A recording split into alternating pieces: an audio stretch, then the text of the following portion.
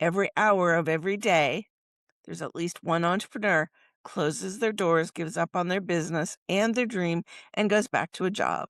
Now, there's nothing the matter with going to a job if you really want to go to a job, but when you go because you told yourself you weren't able or smart enough to do the thing you really love the most, I think that's sad. Welcome to She Coaches Coaches, the podcast where we have thoughtful, honest conversations about what it really takes to build a thriving coaching business. I'm your host, Candy Motzek, and before building my business, I spent years as a senior corporate leader. Now, today, I work with coaches who are smart, well-trained, and deeply capable, and who want clarity about how to grow in a way that feels aligned and financially sustainable. On this show, I sit down with successful coaches to explore the real decisions behind their success, how they got started, what shifted as they grew, and the mindset and business choices that helped them gain momentum without burning out. Whether you're early in your coaching journey or refining a business you've already built, She Coaches Coaches is here to offer perspective, confidence, and grounded insight to support your next chapter. To learn more about how I work with people, go to my website, stepintosuccessnow.com. And now let's dive in. Hello, everyone. It's Candy Motzek, your host, and welcome to this episode of She Coaches Coaches. I am so glad you're here. I have a special guest today. Her name is Brenda Marie Sheldrake, and she is the Biz Leads Expert. She's a best-selling author and recipient of the 2022 Women of Worth Award. She helps entrepreneurs grow their businesses through authentic relationship building that generates qualified leads and lasting clients. She has a background in community leadership and entrepreneurship, and she teaches practical strategies that turn connections into opportunities and collaborations into real business growth. And Brenda, welcome to the show. I am so glad you're here. thank you. I'm excited to be here. Tell me, what are you most excited about right now in your work? The thing that's exciting me the most right now is actually it's my 3-year business plan that I've created. Tell me more. This year, this October, I am doing my first virtual summit. It's going to be a 2-day summit. And next October, I am doing an in-person 3-day summit in Toronto. And in 2028, this is my biggie. This is what's got me the most excited, Candy. We've been planning this forever. I'm going to be in Australia. We're doing 5 cities for 1-day sessions, and then we're going to cap it all off with a 3-day summit on the Gold Coast. Wow. So these are all, I love that it's a 3-year goal, 3-year plan. And it's starting virtual, then it goes live, and then you're building to this amazing tour. What's going to be covered on the summit? What's the topic? Well, the idea of the summit is that as an entrepreneur, when you work with me, you're no longer alone. And if I could just elaborate on that just a little bit, my main audience are entrepreneurs who pivoted. They might be speakers, they might be coaches, they might be authors, they might be running a small business, but they were a pivot. They had a job, and when they were doing their job, somebody said to them, you're really good at X, and you make it look so easy. You could make a business out of that, and then you could have all kinds of free time, and you could travel, and you could make lots and lots of money. And if you're like I was, because this is kind of what was said to me, if you're like I was, you heard travel lots and lots, make lots and lots of money, and you went, and do something that I really enjoy, I'm in. But there's one thing. What we didn't realize when we said, in my case, I love talking to people. I love building those relationships and making those referrals. Nobody said to me, you're going to have to be a bookkeeper. You're going to have to be a marketer. You're going to have to do your social media. And the list goes on and on and on. And while you're managing all of those things, you're still going to be a housewife and the cat mommy to Zoom. So you got to figure out how to manage those things too. And it kind of takes a toll sometimes. We discover the things we're not very good at, and then we start to feel that maybe we're not very good at anything. There's a statistic I've got for you. Every hour of every day, there's at least one entrepreneur closes their doors, gives up on their business and their dream, and goes back to a job. There's nothing the matter with going to a job if you really want to go to a job, but when you go because you told yourself you weren't able or smart enough to do the thing you really love the most, I think that's sad. 100%. And you said a couple things like not only do you become chief cook and bottle washer and toilet cleaner, as well as chief marketing officer and CFO and all of those things take away from the work that you really were good at and the work that you were really passionate about. Most of the time, I work with coaches and I see that a lot. And I've experienced it a lot in my business too. So I think that it's really powerful to be honest about what people are actually signing up for when they're an entrepreneur. And then the loneliness thing, right? It can be really lonely, but with what you do, to have people feeling like they're part of something, that they've got people around them, really, it's going to really help you overcome those ups and downs because you've got some support, right? The support is a really big piece because on those days when you're wondering, can I really do it? There's almost always going to be somebody around who's going to say, not only can you do it, you're doing a great job at doing it already. And the other thing is, when you get stuck with those things that you have to do that you don't know how to do, perfect example of that, my accountant was retiring this year. I needed to find a new accountant, and my accountant that I had now suggested that it would be a good idea if I found a bookkeeper as well. I didn't know anything about having a bookkeeper. I'd never had one. I didn't even know for sure what a bookkeeper did. But I connected with somebody, and even though I'm in Canada and she was in the United States, she is a bookkeeper. And she explained to me some of the things to look for and what I could do myself to make it easier. And it just made it all less scary. Right. Yeah. Humans helping humans. Do you have a memory of one time or one idea that changed how you think about success? I think it would be the first time that I really realized that the knowledge that I had actually helped somebody. So I had a call with somebody and they were an entrepreneur. I'm not going to name them because they were they were in a sad place and they were thinking about joining that statistic and closing their doors, giving up. And I did a call with them and I talked to them about, what is it you do?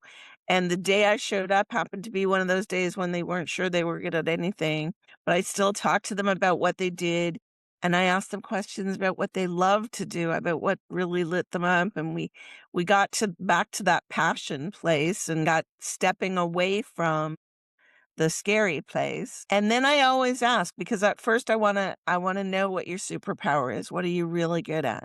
But then I asked my second question, and my second question that I follow it up with is, so what's your kryptonite? What is it that's holding you back right now? Because, we wouldn't be looking for help if nothing was holding us back. What's holding you back right at this moment? And she started to share with me what was holding her back. And as I listened, that's one of the reasons why I call myself a strategist. Ideas started popping into my head, bubbles started popping into my head. And I started saying things like, well, what if you tried this? What if you did this? What if we connected you with this person? They might need your help or they might have ideas to help you. Because here's the thing, when you're talking to somebody else, you're not limited by whatever's going on in your head that's the negative self-talk. Because I don't have your negative self-talk in my head.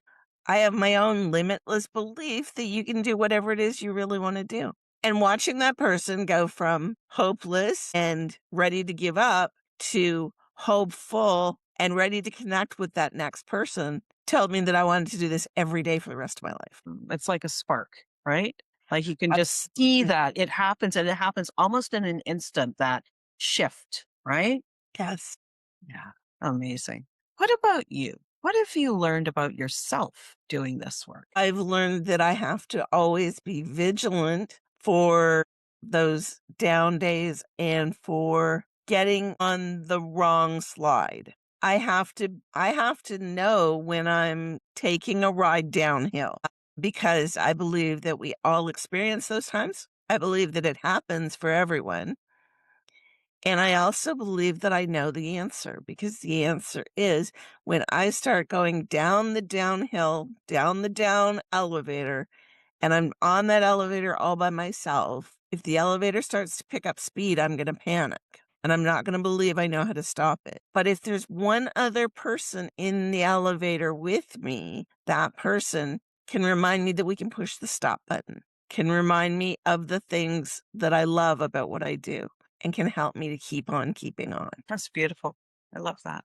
On a slightly different approach, what advice, like if you could only say one thing to somebody who was early in their journey, one of these early stage entrepreneurs, the ones who pivoted from whatever they were doing to this owning a business, what advice, one piece, would you share with them? It is a wonderful adventure. It's one of the best adventures you're ever going to go on.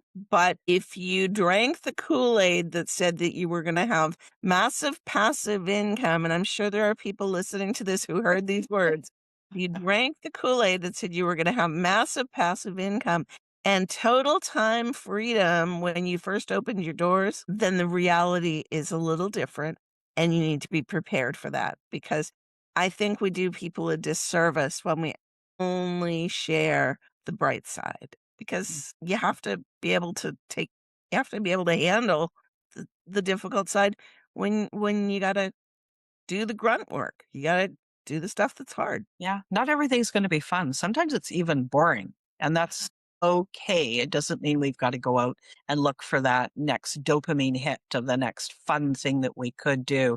Sometimes the work is in just doing the work, right? One foot in front of the other. There's something that you said about this, sharing that it's not always just the bright side that really stuck with me. It's like we want people to see that real bright side so that they'll, sort of grab their vision, their mission, and really make it happen. And we almost have a lack of respect for that person, that somehow we don't want to share that with them, that there's tough times too. Like, we think that that's going to be hard for them, which it is. We think that they might, that they might not do as well as they want, as fast as they want. But like, what if we actually had the deepest respect for that other person and said, yeah, it's going to be hard. And that is the thing that is going to happen. And that's part of the great part too. Like, to see how you grow going through the hard stuff is really rewarding as well, you know? I think you're so right about that, because I've done things that 7 years ago, I never would have believed I would be on a podcast. I've done things I never believed I would do. Now I jump at every opportunity to be on a podcast that I could get. Exactly. Yeah. If you had told me when I first opened my doors, if you had told me that I was going to be speaking on stages, I would have told you, no, that's for other people. That's for Kimberly Crow to do. That's not for me to do. I don't Mhm. have that kind of charisma. I don't have that kind of, the bubbles just don't happen.